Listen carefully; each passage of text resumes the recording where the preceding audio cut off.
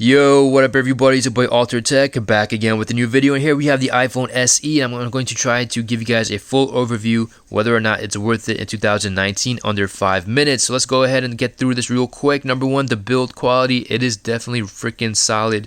You do have that metallic finish all around, and on the back you do have a little glass finish up on here and up on here. So if you do, I would definitely recommend a case. You do have a lot of nice cases, and since this phone has been released for quite some time, you could definitely get some great discounts on some cases on eBay, on Amazon. Now, as for the performance of this device, this was released years ago. I'll say this, for most Android devices that was released at the same time this was released, number one, you're out of software updates. Number two, it's performing a lot slower than when it first came out, except for the OnePlus devices. Now, you guys do know that I'm pretty much impressed with the OnePlus because their performance performs as fast as day number one as time goes by.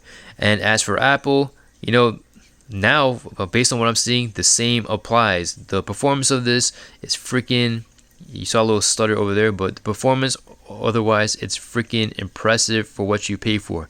This cost for it cost me about $100, brand new, and the performance, you can't argue with it. You do have a decent camera.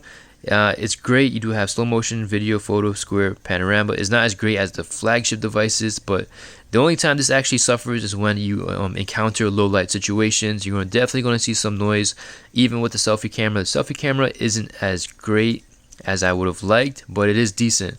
If you get yourself in some bright sunlight, you're definitely going to be able to take some nice great pictures. And that's pretty much it. You do have the basic features, and for the settings, as for software, you do have the latest software up until now. I'm not sure exactly when Apple's going to cut off the software updates for this device.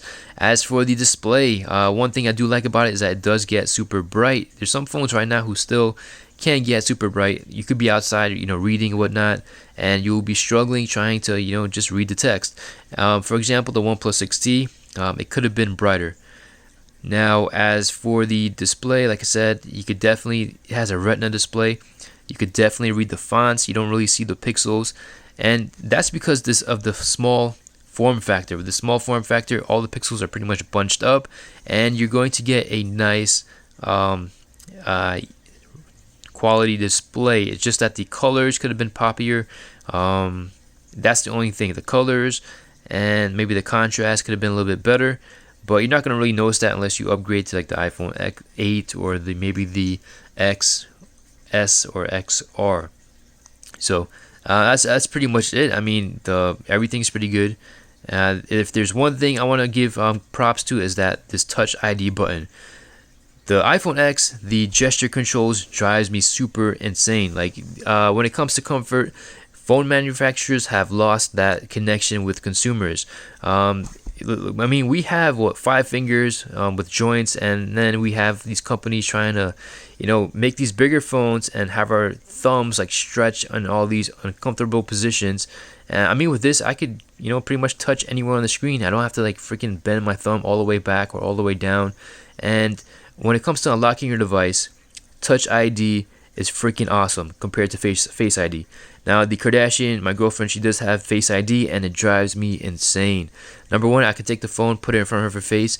You gotta put it at a certain angle now. It doesn't work as good as when it first came out. Number two, the gestures. Just to get into the pen and lock screen, you gotta do you swipe up and down, something, and it's just super frustrating.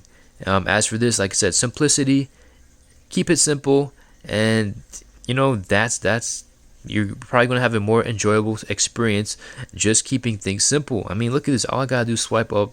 I got my control panel, notification panel, whatever it is. I forgot what it's called in iOS.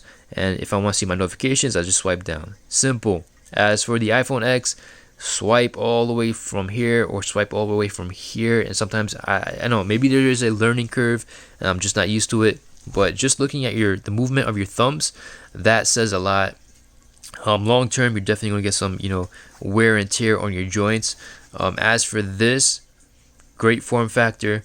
Everything's easy to touch, and I would definitely give this a recommendation. Now, I only have a few seconds. I hope you guys subscribe to my channel. I hope you guys enjoy the video. If you have any questions or comments, please hit me in the comment section. It's Alter Tech signing out. Hope you guys have a great and wonderful day. Peace.